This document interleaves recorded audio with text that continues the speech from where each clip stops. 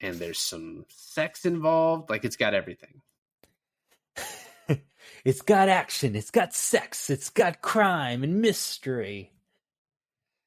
Pretty much. I finally Watched. I finally Watched. I finally watched. I finally watched. I finally Watched. Hey, everybody. Welcome to another episode of I Finally Watched. This is David. And this is Alon, and I finally watched Mother. So, I don't know what possessed me to see this in theaters when it came out. I took some friends to a theater in Gainesville. It's like a small theater that did like independent foreign movies.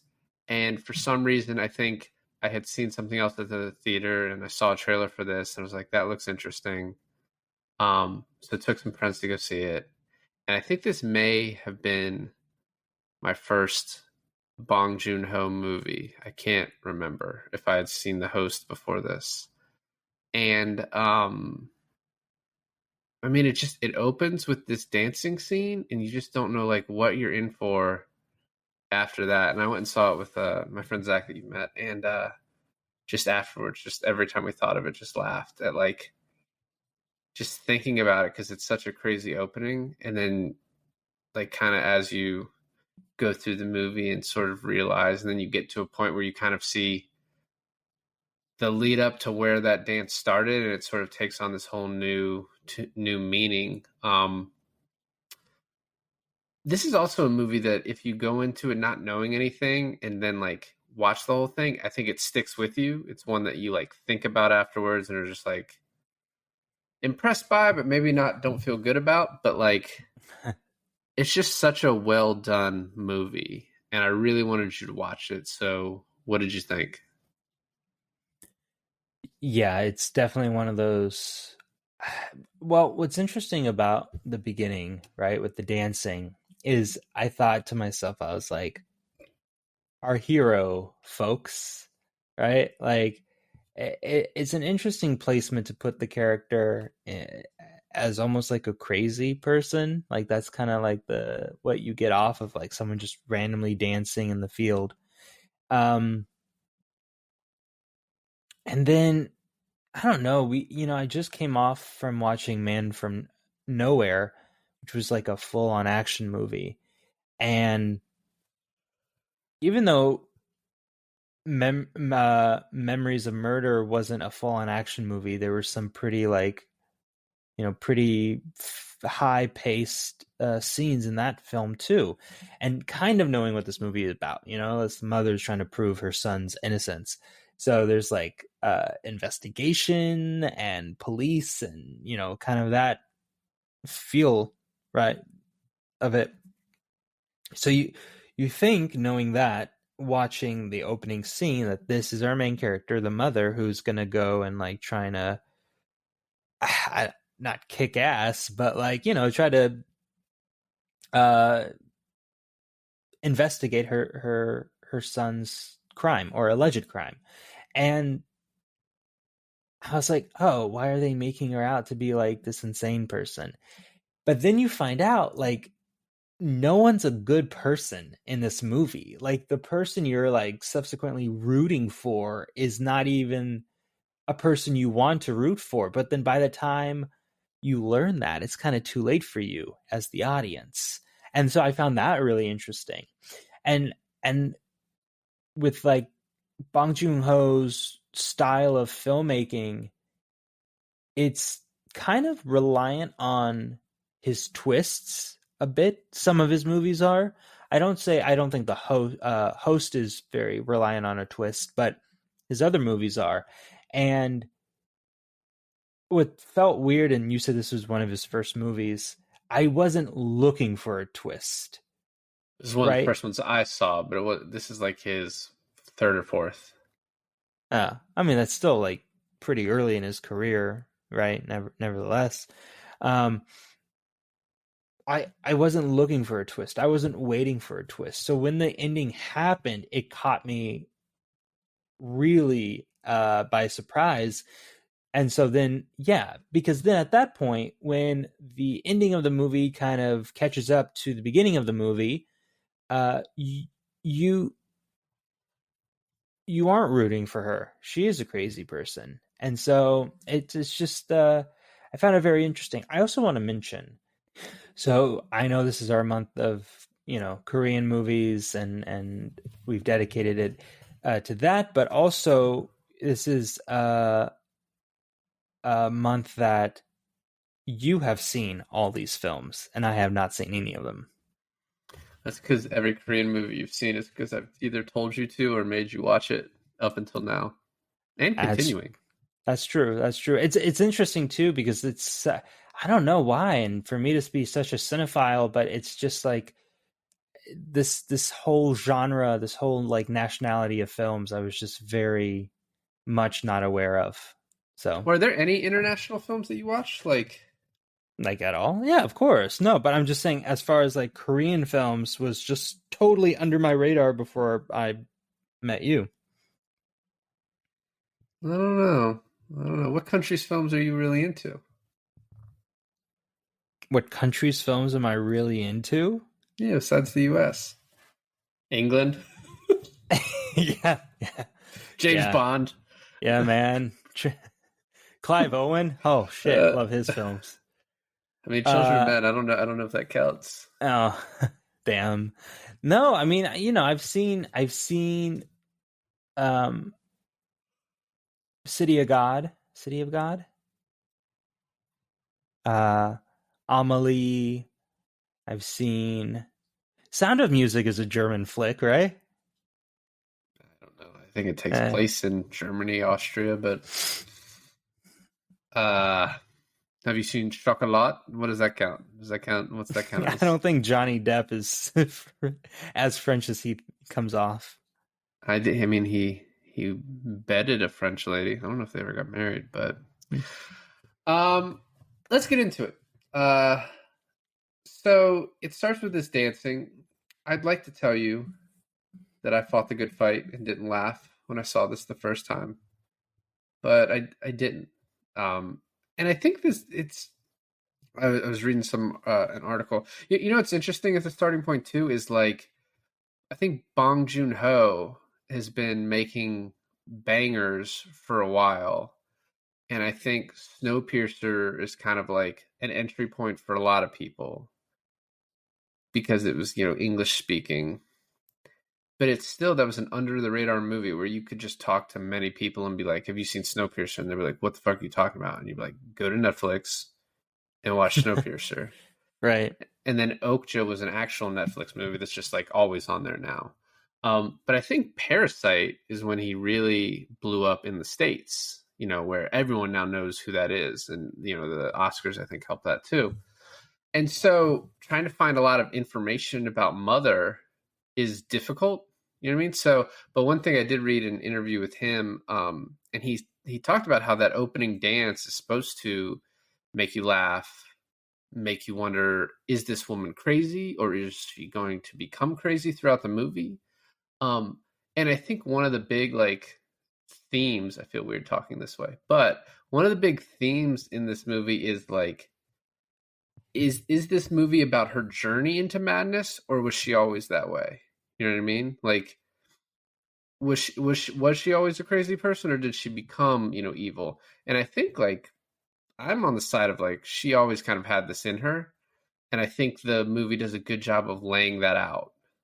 I think an interesting another theme that the movie kind of tries to lay out is evil hereditary? Like is bad deeds hereditary? And I think part of what the movie is trying to say towards the end is maybe it is. But yeah, so I didn't laugh, but I just thought it was odd, like the beginning scene. So once we get past that, we're like in a shop that is run by our main character, the mother character, and But she's yeah, I cutting. think she works there, right? For that lady who kind of gets onto her about doing acupuncture and shit. So I thought she was more like the landlord. So she works at that shop. I thought it was her own shop. Oh, I'm not sure too because she has a lot of money, but I don't really know like the exchange rates for this Yeah, movie either. she has a shitload of money. Where does she get that money? I like to think that she just like she lives a simple life, so she even though she's been working all these years, she doesn't really spend a bunch on anything. Um yeah, I don't know. So she's cutting wheat. Is it wheat? I guess. Yeah. I think so, yeah. And she sees her son getting Dan- messed with. well, no, he's dancing with a dog to begin with, right? And then Oh, that's right. That's right. He's dancing with the dog and he gets hit by a car. And the build up to that is like she's chopping the wheat with like what looks like I related to looking like a paper cutter, right? And so yeah, she gets her fingers too close because she's paying attention to her son who gets hit by a car that goes on a hit and run. And she gets distracted by that and she cuts like the tip of her finger off, but um she chases after him and then he chases after the car with his friend. uh and this is where it's interesting. So much is established right off the bat. One, her overprotectiveness of her adult son is very clearly obvious here, and the other thing is how much of an idiot her son is. Like even forgetting the color of the car that hit him and like had to be reminded like, oh, it's this color. And he's like, yeah, it's that color. So it's like not only is he stupid, but he's easily like persuaded into stuff. I don't think you can talk about him that way. I think he's special. So the movie never I goes don't in. I don't know if he's special.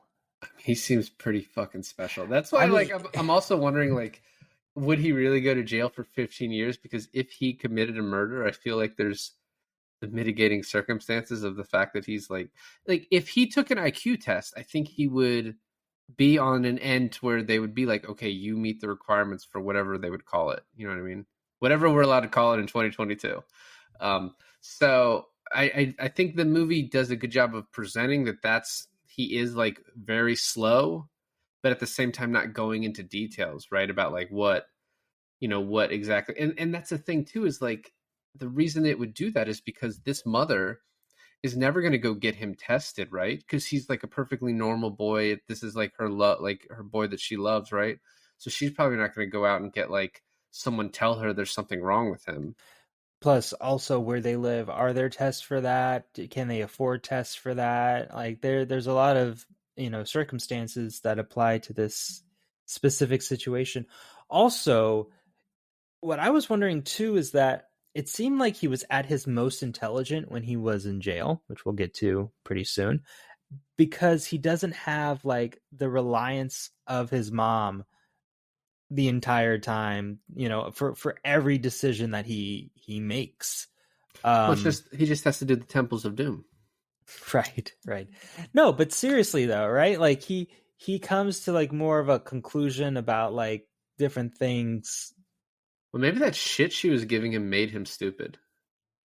She's like, take When your medicine. Maybe that kept him dumb. Oh, I thought that medicine was because of the car accident. I don't know. I think she just gave it. She believed in these like homeopathic remedies, acupuncture, things like that. So it's probably just like some tea that she made him Well, drink and called this medicine. another thing you could think of is his slowness or whatever we're allowed to call it in 2022, um, could have stemmed from poisoning him when he was little, and it could have like stunt his Mental growth. mental growth from then on because he was like what 4 or 5 years old.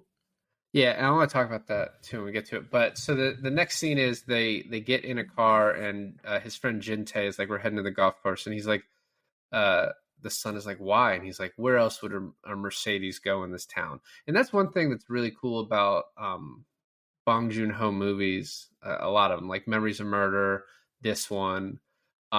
It's like these small towns that, like, especially for an American audience, you're like, you kind of just buy everything about it because, like, how would you know any different? And Parasite takes place in Seoul.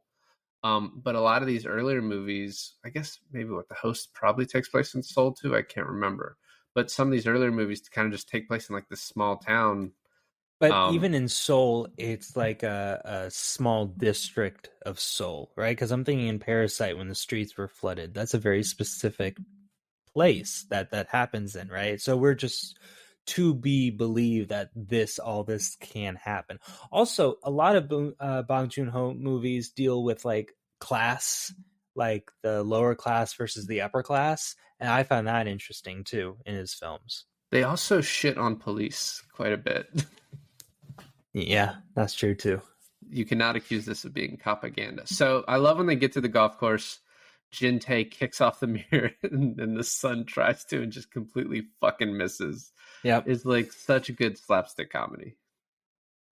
And another good slapstick comedy is when they're waiting in the trees for the golf cart to come by, and he comes out. He stands in the middle of the walk of the driveway or whatever pathway, and then he sees the golf cart coming, and he just runs right back into the forest. It's called a cart path in golf. Yeah, and then Whatever. Jin Tae then like goes out and then starts chasing after them, and then the fight is so funny.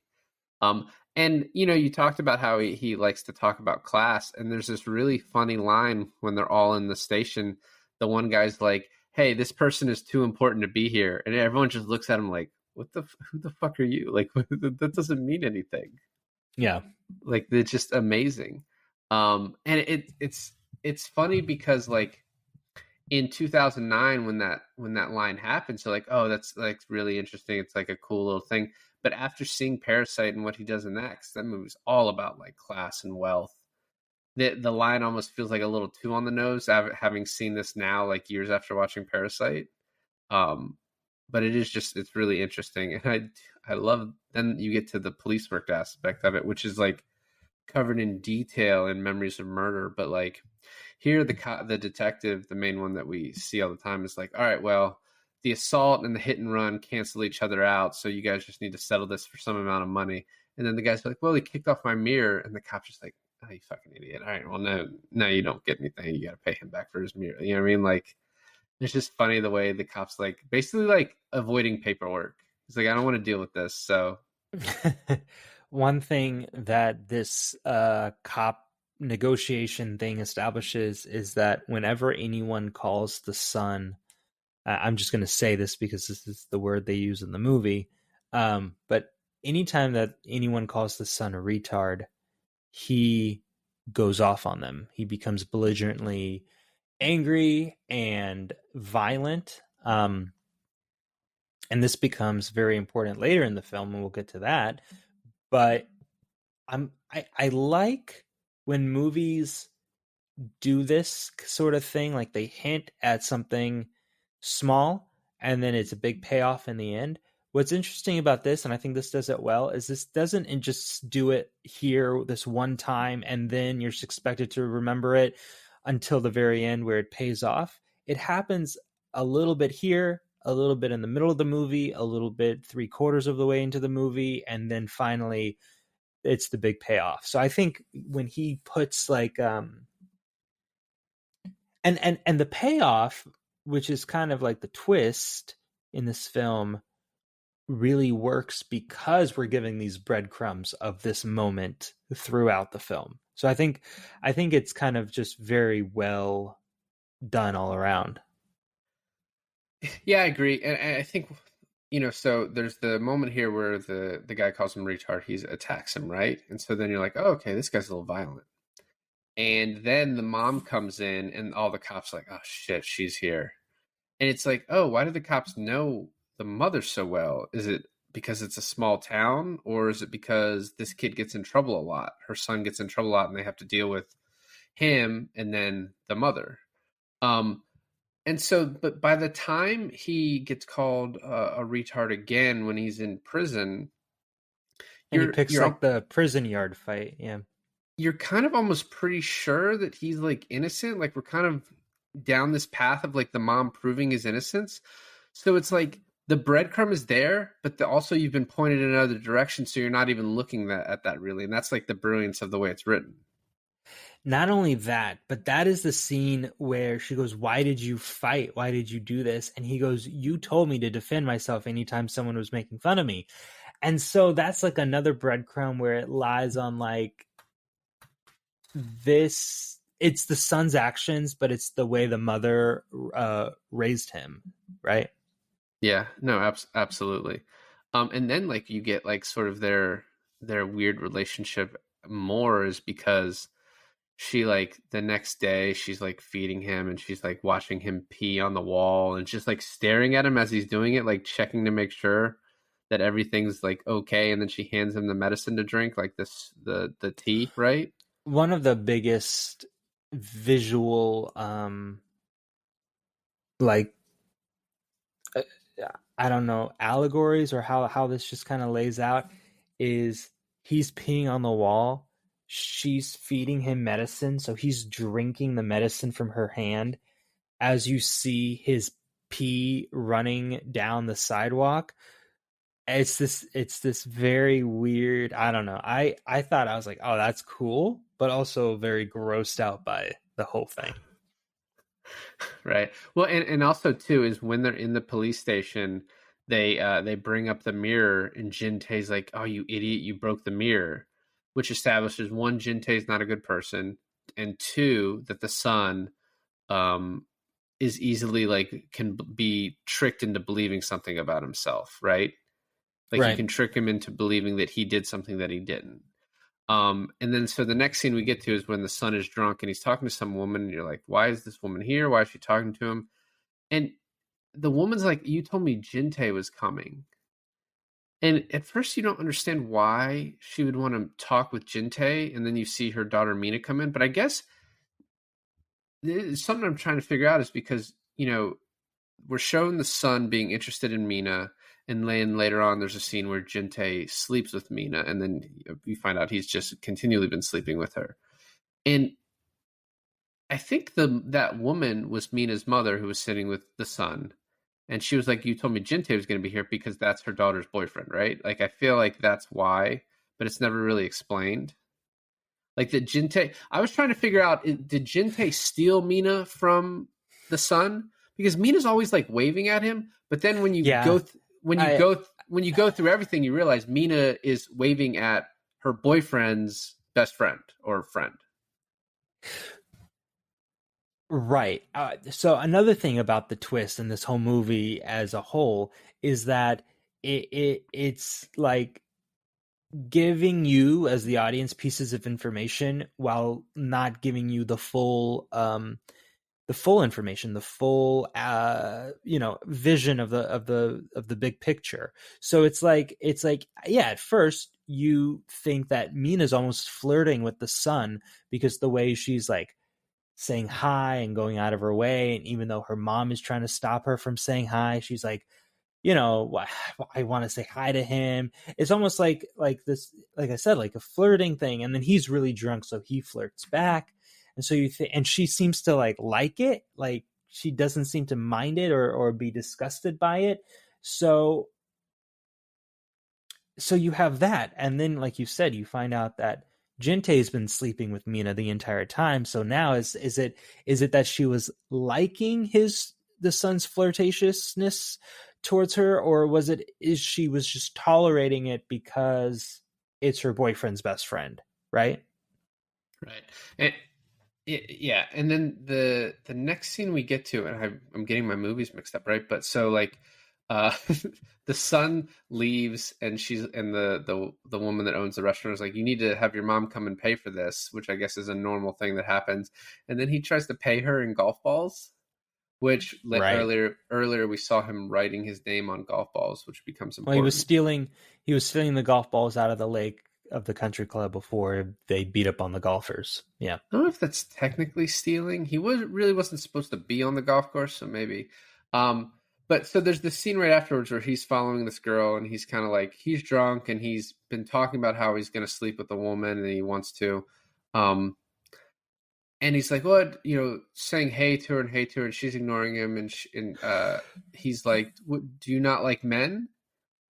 And then he gets a rock thrown at him, and we only see the rock thrown at him. He kind of looks, and then he runs away. And this is one, I don't want to say nitpick with the movie, but it's I interesting when a movie has to like give you a false narrative of you think what you're watching is a third person view of a situation, and then when you go back to it, you're basically watching the son's interpretation of what happened, what he remembers has happened in the situation, right, that the rock was thrown at him and then he left, which we right. come to find out Yeah, is not what I happened. I agree with you on that. How could they have done it better? I don't know. Like, Well, if what you, so, well, I think what they could have done is this: is like when they show it from the old man's perspective later on, is have the rock thrown at him and him start walking away, and then she talked to him, which honestly may have happened. Maybe I'm remembering it wrong. But if they'd done it exactly that way, then maybe that would have worked. Maybe that is what happened. But I don't. I thought she threw the rock and he just stood there, and then she was like, "Why did you ask if I don't like men?" And then calls him a retard, and that sets him off. But Well, so what's interesting too is that when we see it from quote unquote his perspective the first time, um, the alley is so dark, like so dark, that we don't even know who threw the rock. It could have been the murderer for all we knew. And I think that is almost like what we were supposed to think, is that when she went into that alleyway, she might have died immediately there, right? And so like the person who threw the rock could have been not her. I think that's what Bong Joon-ho wanted us to think. And then when we're given that other perspective, yeah, it's more of a played out version.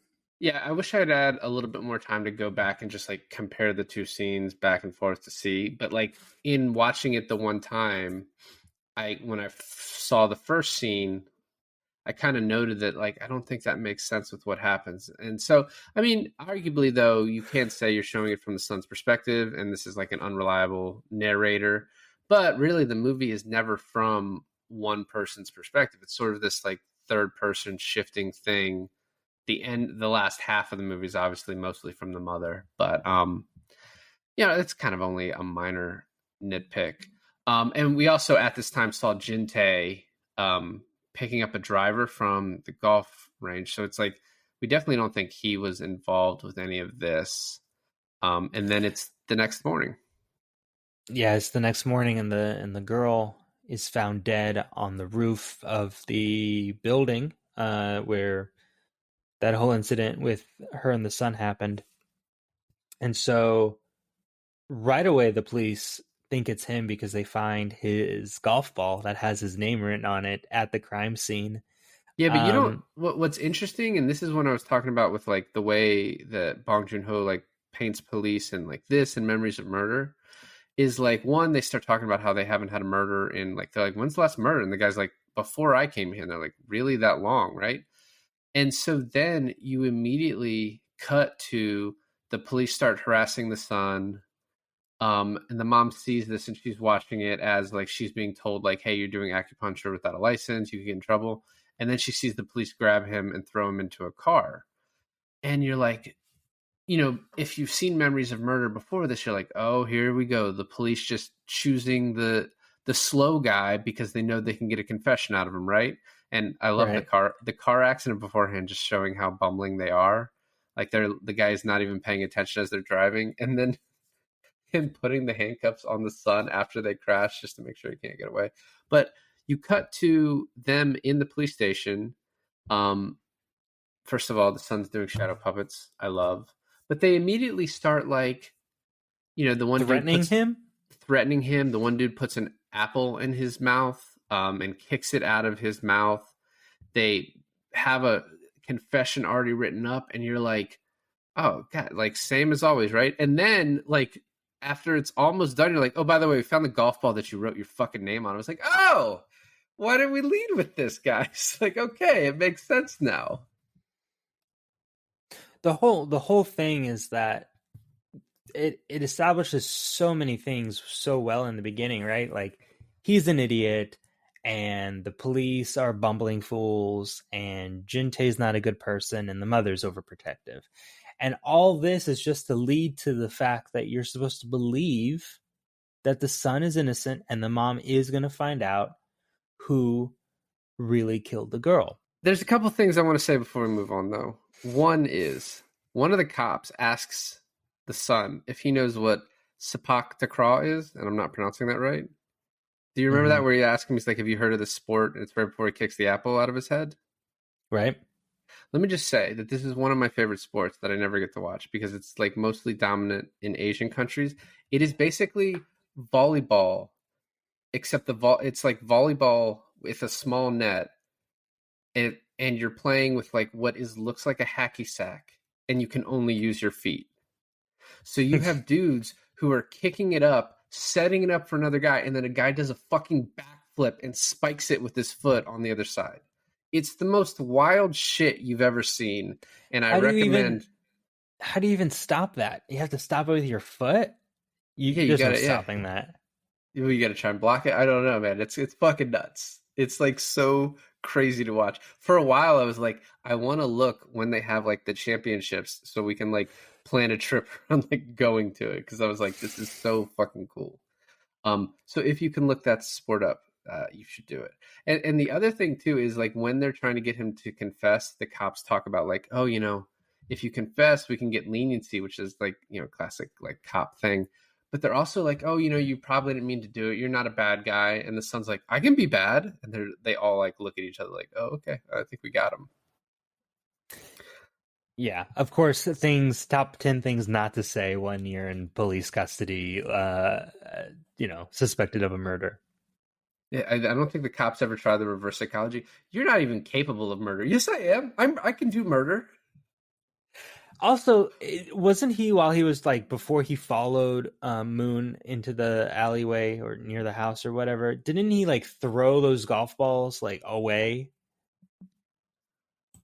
I don't remember. He took a lot of golf balls, so I don't remember what he did with all of them. Just so happens to have the one he wrote his name on near the body.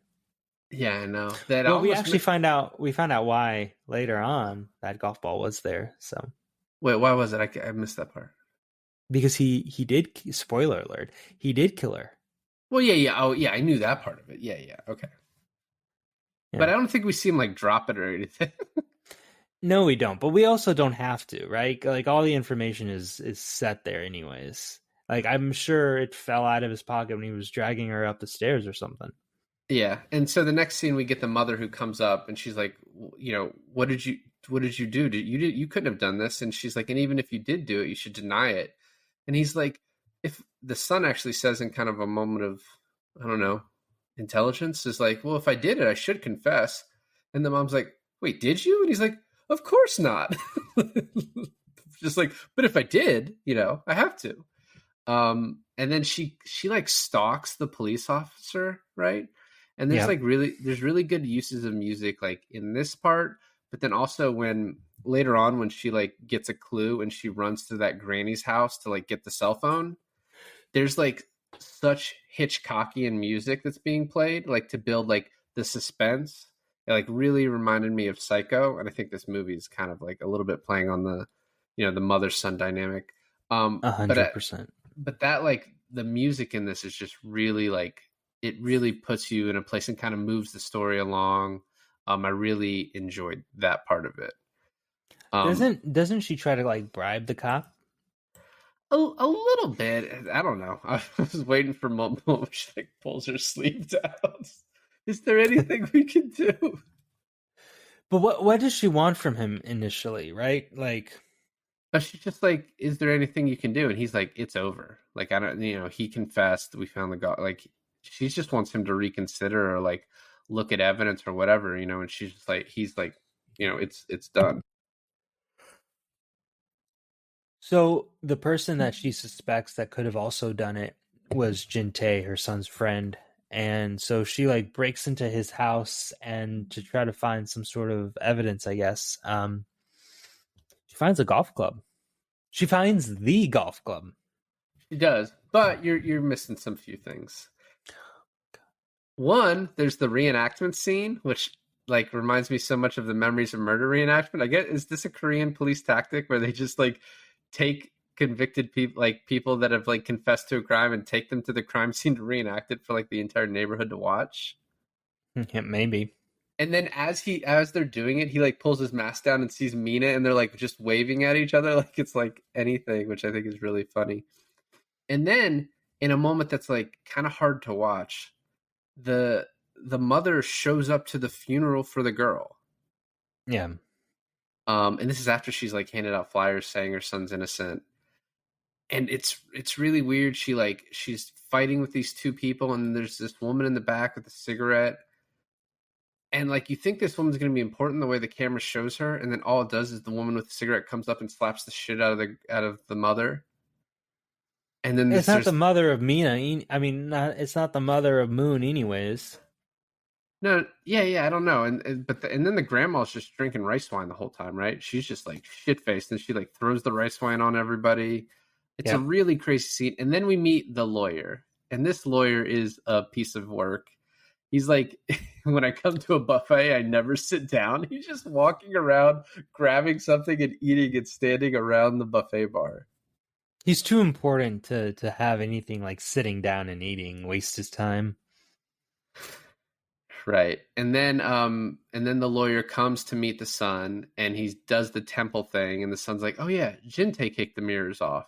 And that's like all he could remember. And then the son is like, "Well, Jinte hasn't even come to visit me." And this is when she sneaks into Jinte's. Okay, so that's what made her suspicious. Except there is also one funny scene before that where she goes to her lawyer's office and she's like, "I need to see him." And the receptionist's like, "He's not here." And she's like, "His car is outside." She's like, "I don't know what to tell you. He's not here." As he walks behind her to leave. To leave or to come back? No, to leave. He's like leaving out. And she tries to follow him, and the other guy grabs her and like legitimately just won't let her go. Like is holding on to her for dear life. And then is like, "Yeah, here's the problem. It's like, you're not paying us enough to do a good job. So that's just like, I mean, we need, you need to give us more money." And then we get to Jinte's, which is like a very tense scene, and there's some sex involved. Like it's got everything. It's got action, it's got sex, it's got crime and mystery. Pretty much. So she finds like the golf club that he fished out when he went back to the country club. And the golf club has what looks like blood on it. Turns out it's just lipstick. But she finds herself in a very odd position where she's in this dude's closet and he comes home with his girlfriend and they have full-on sex. And she witnesses the whole thing, and then they fall asleep and she tries to sneak out, and you have this really weird thing where it's all these like bottles of like half drunken waters and sodas and stuff. And so she's like going and trying not to knock any of them over. And she knocks them over. She knocks one of them over. And then, and she had the same thought that I had, where if that water touches his finger, he's going to wake up immediately.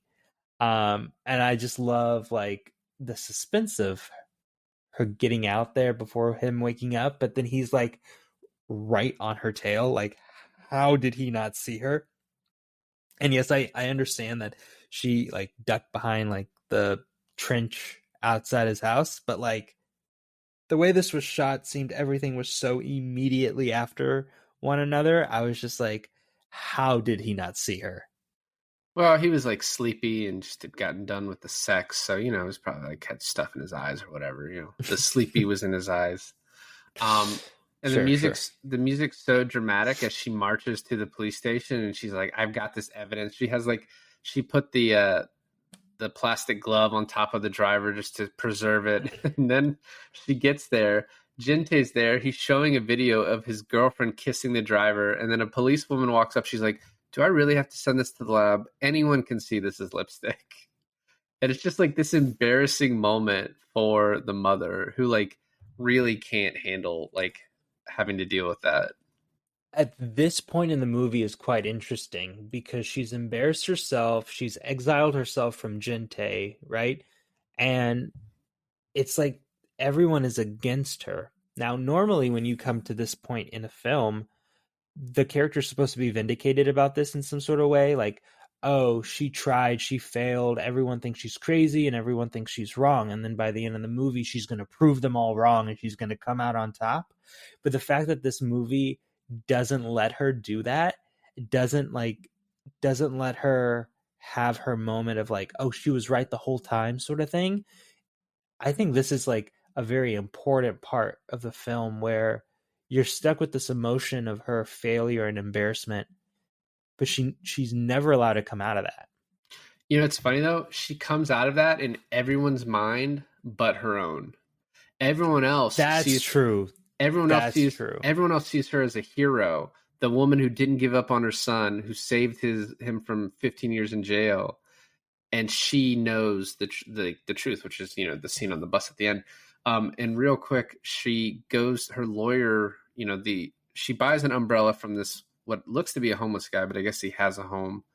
Um, and then the lawyer's underling like pulls up next to her and says, "Hey, your lawyer wants to talk to you," and takes her to karaoke. And he says, "Look, I can get your son, instead of 15 years in prison, I can get him 4 years in a hospital." And I'm like, that is honestly better than him just being home. 4 years like in a hospital to help him. Yeah, I thought the same thing. And she's just like, no. And then she gets drunk, and you have the scene where she comes home and she like sees the back of what she thinks is her son, and it's just Jinte. And he's like, yeah, you betrayed me, and the only thing that's gonna make me feel better is $5,000. You know, I do want to point out something at this moment is in the very beginning when him and Jinte are talking shit at the country club. He says that he did sleep with a woman and it was his mom. And at that point you think, oh, maybe he just means like in bed with her. And then later on the cops make fun of him of sleeping in bed with his mom, sharing a bed with his mom. But he comes home drunk that night, the night of the murder, and he puts his hand right on his mom's boob. And she brushes it off and says, "Not tonight, it's way too late." And it had me thinking. I don't think that's what that was. I don't think that's what we're Okay. supposed to think.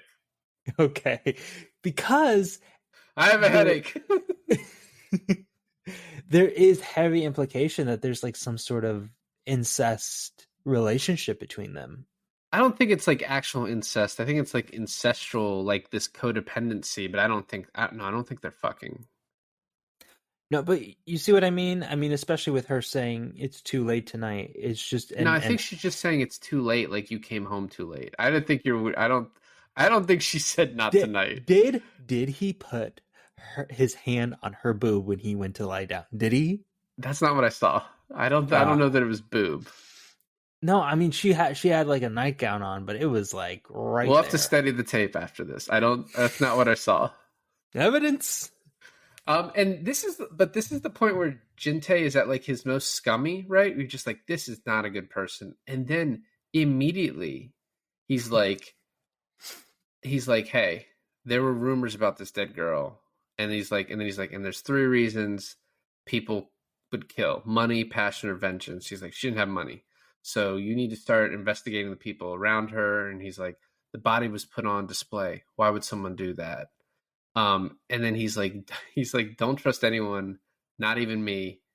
You know, the cops aren't going to do this. You need to find the killer. And it's really funny, this turn he takes to where like in a second he robs an old lady. And then like a second later and scenes later, I'm like, this is my favorite character in the movie. Like I love Jinte. Yeah, Jinte turned out to be quite a badass, even though he was wrong about everything. But yeah, so it's like almost like the girl was like the perfect murder victim in a way, right? She had like the skeletons in her closet and people wanting, not wanting them out. So she had this like whole deal where she was like sleeping with a bunch of men in the town for like rice wine and cakes, or was that more of a metaphor? Well, so she starts this investigation right after, right? And it's like the mom. the mom does. And it's this great use of montage in the movie. And she gets like a bunch of information, which we don't have any idea what it means. Someone calls her rice cake girl. Another kid's like, she was dating crazy JP. And another guy was like, no, she wasn't. It's just all this information, right? And then the movie immediately cuts, so it's kind of like a whirlwind of like you don't even know what to do with all that. But the movie just told you everything, but Yeah. you didn't know what it meant. And you get the scene where he drop kicks the guy in the jail that called him retarded, right? And then Yep. this really interesting scene, which like also spells everything out for you, because he's like, the mom shows up. She's like, why'd you fight? He's like, because you told me if someone makes fun of me. And then he's like, after the beating, I remembered. She's like, oh, what did you remember? And he's like, when I was 5 years old, you tried to kill me. And Yeah. Yeah. he doesn't even deny it. She's like, I was trying to kill us both. And at that point, you're like, oh, so she's capable of anything. I mean, you can sort of understand her reasoning of like, life is too hard, but still, like, you were going to kill your son and yourself. Like, that's craziness. And the son's like, don't ever come again. I don't want to talk to you. And then she goes to her friend right after this, and she's like, I used weak insecticide. I should have used the good stuff and we would have died. Instead, we just got sick and had diarrhea for 3 days. Well, at that point, when she was telling that to her friend and she was having a certain picture of him when he was younger, like blown up and like photoshopped to be printed out.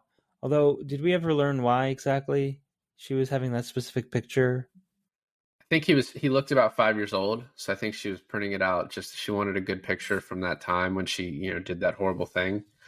So you understood that her friend was like very fluent in Photoshop to the point where it like led to a memory or some sort of information dump where the girl who was murdered and her friend came in to have these specific photos from a cell phone printed out.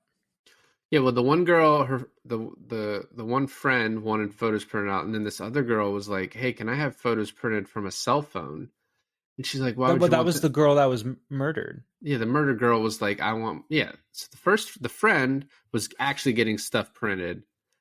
I think she was getting the scar on her face photoshopped off on a picture, and then while she was there, the girl that gets murdered, her last name's Moon, was like, hey, if I have photos from a cell phone, could you print those? And she's like, yeah, but why would you want that? They'd be bad quality. And she's like, oh, I'd want it.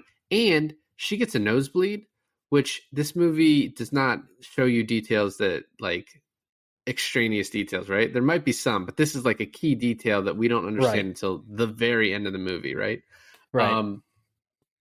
But they kind of walk off, and then that's it. And basically this woman tells the mother, she's like, you need to find that cell phone. And so she immediately goes to this girl. She tries to get her, she asks her about phones or whatever. And the girl's like, oh, you need a pervert phone. And I was like, what the fuck is that? And basically a pervert phone is a phone that doesn't make a noise when you take a picture. Which means I have a pervert phone. We all do now. All phones are pervert phones.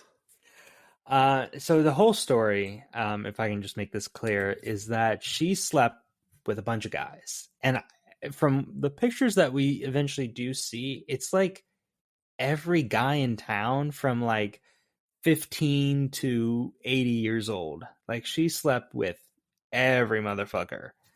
And she took pictures. She took like...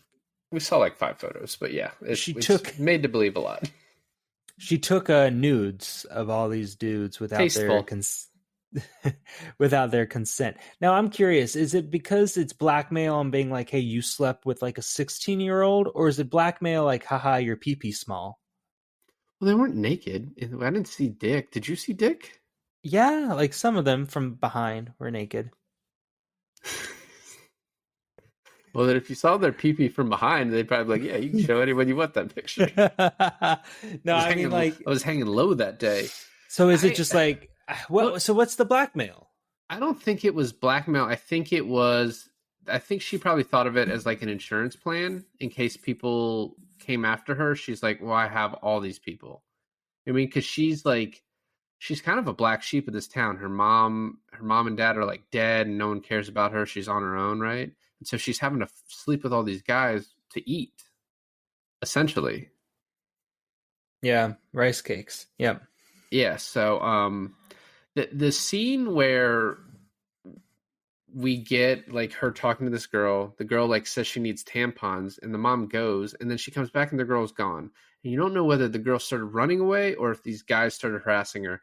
But the mom finds the girl in this back alley with basically two dudes about to fucking cut her over this cell phone. And I love the way the mom drops a bottle to get this guy's attention, and then the guy just has like this fucking like ladle basically that's supposed to be no, it has like fire, right? I think he has It like has something. coals. It has Coals. hot coals in them. Yeah. And he just starts taking it towards them. He's like, "You motherfuckers, why are you doing this back here?" And then the mom immediately goes to Jinte, and like they're at this carnival, and this scene doesn't make sense practically. Right, sure. But hold on, before you get there, those two dudes who run away from the dude with the ladle full of coal end up like on top of a building, like watching the surrounding area to see if the girl that they were harassing leaves the area. And so now the girl's trapped and the mom wants information, so the mom's trapped. And that's why she calls Jinte and pays him to like beat up these two dudes. One thing you have to give the mom credit for is that she knows she's weak. Like she knows she's like a weak little old lady. So like her ingenuity to like get out of situations is quite interesting. Like the way she kind of squirms her way out of things. Yeah. And so, but what I was saying is they're all at this basically like this not a Ferris wheel, it's like a merry-go-round. So they're in some sort of like amusement park type thing. And these guys are already sort of like drunk and like, are they just drunk and passed out, or did Jinte already take them there? I felt like he had taken them there, and then I thought he took them there, yeah. And then the mom's paying him like right now. It was weird, but whatever. I think the movie's getting across what it's trying to get across. And then he just comes and like starts beating the shit out of him. He separates them and then starts getting information out of this guy. And he gives the mom like a walkie-talkie so she can listen in. And the boy tells him basically everything we've talked about. She slept with a bunch of guys. She had all of this on her phone. And then the one kid starts joking. He's like, "Man, that freaking retard like took the heat for everyone. That sucks for him." And the guy's like, "Don't keep saying it." He's like, "What about the retard?" And he kicks his fucking teeth in. And it's just at this moment you're like, Jinte, man, like I didn't want to feel this way about you. So Jinte has the coolest line, and he comes out and he's kind of like sweaty, and he goes up to the mom and he's like, I should have been a cop. I'm really good at it. And you and I were both like, yeah, you are, buddy. You might actually be too good to be a cop, given what we've seen of the cops in this town. That's true. But yeah, he gets the information out of him, and then the mom sits adjacent to one of the guys in the Ferris wheel. Yeah, the guy who's now missing a tooth. And like the basic thing we get here is he was like, yeah, she talked about wanting to trade rice wine for the phone. And we immediately like basically all details matter. We're like, "Oh, we saw this woman drunk earlier. I wonder if that has anything to do with this." The only time we've seen rice wine in this entire movie, exactly. Yeah. Which I didn't even know it was rice wine, but I was like, I know where she's going. Like when he said rice wine, I was like, "Oh, that fucking lady was drunk on rice wine earlier." And this is when that like Hitchcock music like kicks in. She goes to the murdered girl's grandmother's house to look for the phone.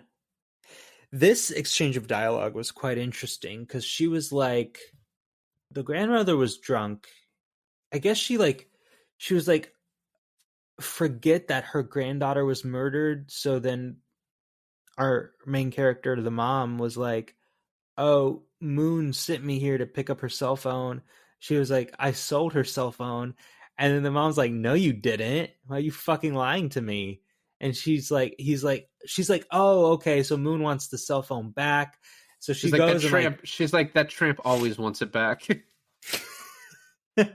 And it's hidden in this cauldron of rice. Yeah, it's not, and she didn't just stick it in there. She stuck it deep down in there and had like a cord she could pull it out with, like really wanting to make sure this thing was hidden. So like the girl must have really told her like, this is important to hide this. And she starts looking through the phone and sees the pictures of these men. And at the same time, her son has like we're getting flashes of him doing like the Temples of Doom thing with his temples, which is just him rubbing his temples, by the way, guys. And we get this memory of him walking, and as he's following this girl from the night, and he looks in and sees this guy, and it's a face we've seen. It's the guy that the mom bought the umbrella from, the guy who like kind of seemed like he was homeless. And the mom goes to the son, and he told her this, and then she's looking through the phone, and we get the guy, and that guy who sold the umbrella slept with this girl too.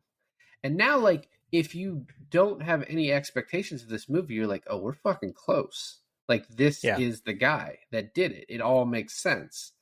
And the mom goes straight to this guy.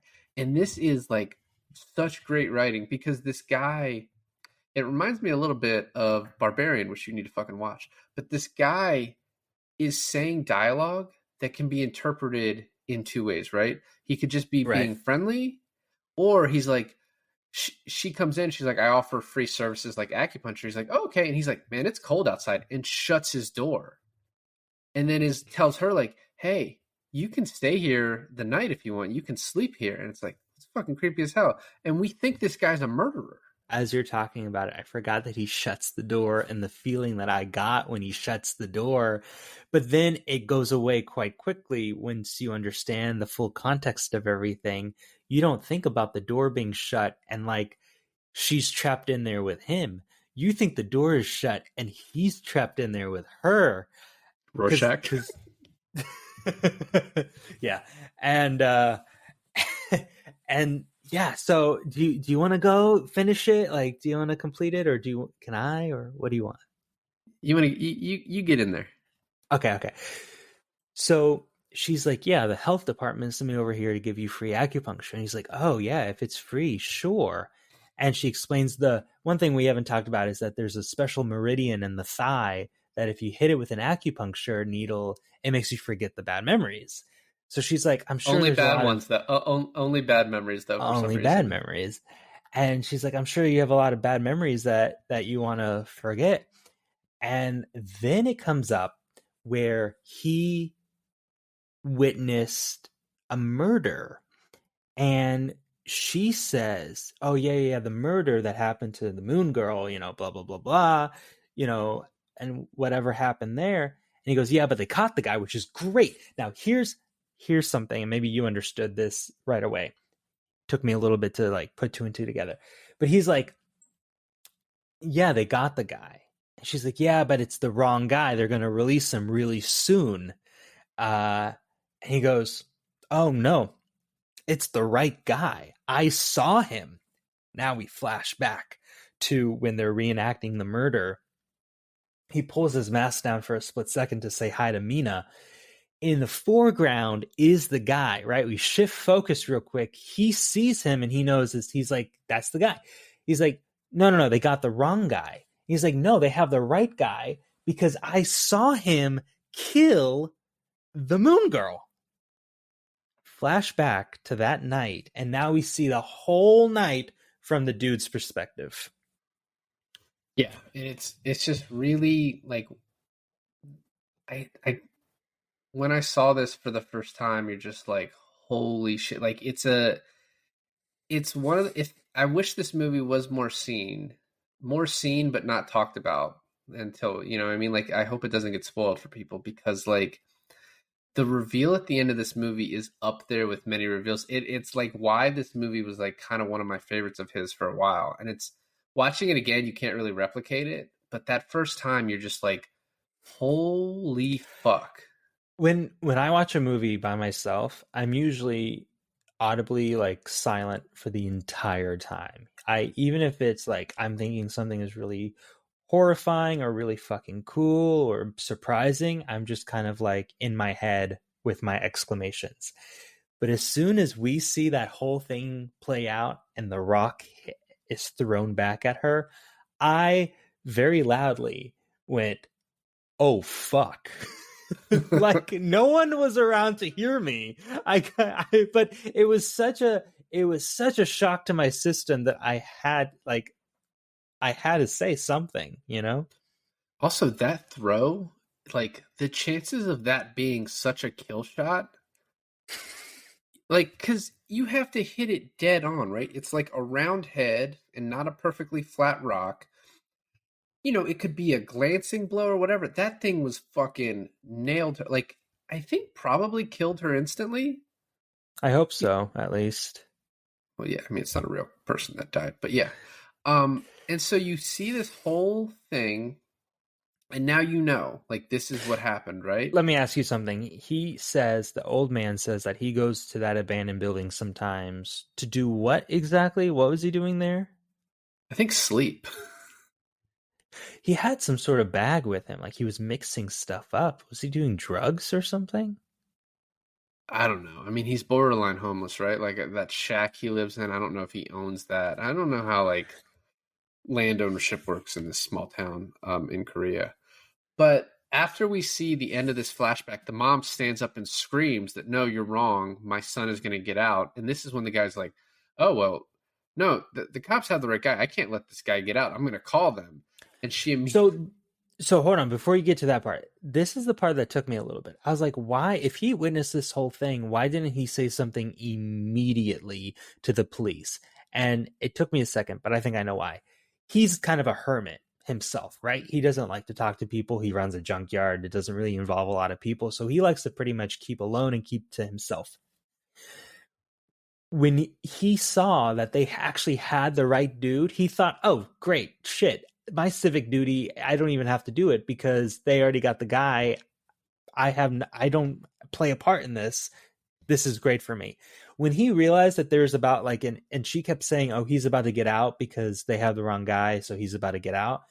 He then realizes like, oh man, I know the truth. And if this guy is legitimately about to get out, I'm the only one that can keep him in. And so that's when he was motivated to be like, nah, I gotta do my duty now. Yeah, he actually he even says, she's like, no, it's the wrong person. He's like, no, it's not. I saw them, it's a flashback to the reenactment. He's like, I saw him when they reenacted it. Like, they have the right guy. I saw him do it, and then I saw him again. I know who they arrested. And she then takes the wrench and just hits him over the head, and then basically like caves in his skull, like keeps hitting him. And after like a second, she realizes what she'd done and starts screaming. She freaks out, right? And it's this like this kind of battle inside of her. Like, is she pure evil or is she a mother protecting her son? Whatever. And then like kind of the evil sets in, and she just starts burning the place down. There's like a moment of screaming, and then like, all right, got to keep going. Got to do what I got to do. But it doesn't stop there, because this is the moment where after she burns the place down, she walks out of there. She walks through the forest. She walks through the field. And this is finally where the movie catches up to what we saw in the beginning, with her like mentally broken, dancing in the field of wheat. Yeah, and it's funny too. So the apparently that dancing in the beginning was like one of the last things added to the movie. It like wasn't in the original script, and I think it's like a cool opening, right? But then two, connecting it to that point, it like gives that first dance a whole new meaning, because she sort of has, her face can kind of be ambiguous what's going on, but then when you see it in the context of what she just did and finding out what her son did and that they're both murderers, the son's kind of a manslaughterer, I don't know, based on his mental acuity and how he did it. But anyway, once you see that, it gives new context to that dance. And then right after this, she just goes back to her life about her business. And she's like, my son's a murderer and he's going to stay in jail. And then the detective shows up and he's like, they found the real killer. It's JP. And for a split second, I thought the dude she killed was JP. And I thought they were going to somehow, because I don't think we knew that guy's name. And then we cut to her in a cop car, and there's like just some fast information given to us that like JP's like, he's saying that they were lovers, but we found blood on his shirt. And the one cop's like, blood on a shirt is way better than golf balls. And then the cop says, yeah, and JP thinks so quickly. He said that the blood is from nosebleeds that she has. And we're like, oh fuck, we've seen her have nosebleeds. So like we know. And then she meets JP, who I think very clearly has Down syndrome. And she's like, basically like the only thing she wants to, because the cops are like, why are you want to talk to him? And the only thing she asks is like, do you have a mother? Like, do you have parents? Do you have a mother? And then she just breaks down, and JP's like, just don't worry about it. Like, it's fine. You know, like comforts her as he's being like falsely accused of like murdering his lover, which she also slept with JP. Have you heard JP speak? That dude has a deep, sultry voice. I know he says like two words in that thing, but man, He's also probably packing that thing, if you know what I mean. So 100%. But where did he get the rice cakes? He just he escaped from an insane asylum, like a sanatorium or whatever they call it. Like, where did he get rice cakes? Okay, so my understanding about that is that she slept with him before he escaped. And like what, a conjugal visit, or before he went there? No, before he went there. Yeah, before he went there. Well, and also she probably, you know, she slept with everyone, so like everyone thought, you know, there's probably a ton of guys who are like, this is, even the dude who got his teeth kicked in, I don't even think I guess he did probably have sex with her, but even he, like, all these guys thought they were the guy for this girl, right? Right, but actually, you know what? I'm thinking about it now. How did he have her nosebleed blood on his shirt if the last time he slept with her was before he went in? Well, she has nosebleeds all the time. The nosebleeds weren't caused by like a specific thing. She's just the person that gets nosebleeds. No, but he escaped like the same day or the day before that she got murdered. That's what I'm saying. I was just confused on the timeline. Remember, the cop was like, "Oh, we got so much shit going on. We got this going on. We got this going on." And now, you know, JP, the crazy kid, escaped. And as soon as the cop in the very beginning of the movie mentioned about a escaped insane asylum guy, I was like, "Oh, easy. He's gonna circle back around, no problem." Well, and one thing we didn't talk about when we see the flashback is like, you know, so the son has this kind of button that you push. Like if you call him retarded, it sort of sets him off, right? Right. And the son says to Moon, the girl, hey, do you like guys? And so she sort of has this thing of like, people call, you know, basically like referring to her almost like as a slut, I guess, right? Like that set her off when he said that, right? And so it's just interesting too, like that comparison. The movie then ends with what I think is interesting, and I honestly kind of wished it had just ended with the son walking out and the mom not there. Like I like the ending that he does fine enough, but I almost think just like the son coming out and the mom not really being there because she's kind of like, I don't know, ashamed. And then the fact that Jinte is the one that comes to pick him up. And you're like, you really like Jinte. And then he's driving a new car. And the son's like, where'd you get this? He's like, I've made some money recently. It's like, it's his mom's money. It's the mother's money that he used to buy this new car. And then Mina's like, yeah, I've been riding in it every day. Yeah. And they bring him a tofu cake. Yeah, that's gross, man. It's like raw tofu. Like as a, you know, vegetarian, that's where I draw the line. It's raw tofu. He was fucking going in on that cake too. Now, here's the interesting part. And here's like I have a conflict about this, right? They passed the junkyard that his mom burned down. And the son's like, what happened here? And Jintae's like, oh, it burned down and they found the guy died inside. And so they go, as however old they are they go and they like play in the burned down junkyard shack thing. And he finds something on the ground, and it doesn't cut to what he found on the ground. He finds something on the ground, he picks it up, he puts it in his pocket, right? You don't know what it is. It's just this like moment that happens. Cut to the last scene where the mom is like, I need a vacation. Oh, wait, hold on. Well, I'll jump back and forth because there's a scene in between there that I really want to talk about. But in the last scene where his mom is like, I'm getting on a bus and I'm taking a vacay, he pulls out her acupuncture needles and he goes, you should be more careful where you leave these, and hands it to her. And it made me think, does he know that his mom fucking murdered that dude? So I thought that at first, but then the more you think about it, this guy's a junk collector. So him being kind of the idiot he is, because is he's like, oh, you left this somewhere, and the junk collector guy picked it up and took it back to his place, and then that place burned down. But her receiving it, she's like, oh my god, it's a reminder of what she did, and she doesn't really want it. The other thing that kind of confirms that to me is him being stupid is the scene that you wanted to talk about where they're kind of eating together right before they Right. go to the bus station, and he's like, I think I know why JP would have moved her body up top. It's probably because she was bleeding very badly and he wanted someone to find her so they could take her to the hospital. He's like, it's almost like it's like the OJ, if I did it, this is what I would have done. Like the son's like, if I had hit her with a big rock, I would have dragged her body up so someone could find her. You No know one what I said mean? anything about a big rock. Oh well, I gotta go.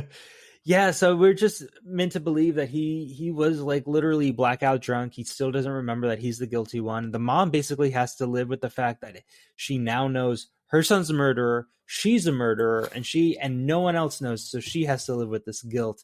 So that obviously she has her acupuncture needles back. And so the last scene we see of the movie is all these women on the bus with her are dancing, having a good time. She takes her acupuncture needle, she sticks it in her meridian point on her thigh that makes her forget all the bad memories, and then she begins to dance, and that's how the fucking movie ends. Which, with all this money she's paid to this lawyer and to Gente, how does she have money left over to go on this trip? Like, Dude, she's rolling in it. how is she so ballin'? Because she doesn't seem to be so ballin'.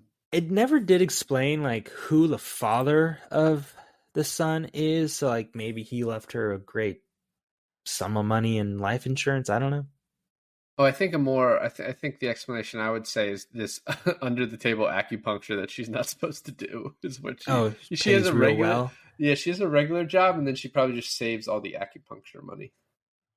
That makes sense. One thing I wanted to say is another theory about the movie Mother that we just talked about, and I want to get your opinion on it. What if the son didn't kill the girl, and what if the junkyard guy, I don't know, was doing drugs or was mistaken or something? He got his information wrong, Or if he's the and killer. or if he's the killer, right? Who knows? And she kills him, and then JP is the one who actually did end up killing her, right? Because he was seeing the sun through like broken glass, fogged glass. Like he wasn't in a great mindset either, right? So it could have been, I don't know, whatever. All I'm saying is theoretically could have been JP that killed her. The son is fine. She thinks that he's talking about her son. In fact, he might be talking about JP. She kills him and burns down his shack, right? So my theory is that what is, like, does it change the outcome of the movie in the sense that it was her son and she killed the only guy who was a witness to it being her son? Or it wasn't her son, she killed the guy prematurely, and so now she has like that on her consciousness. Like Yeah, she didn't even need to kill the guy. But if it wasn't her son, she probably killed the murderer. So, and she acupunctured, so now she doesn't remember it. So it's really like a happy ending. I guess it doesn't matter anyways.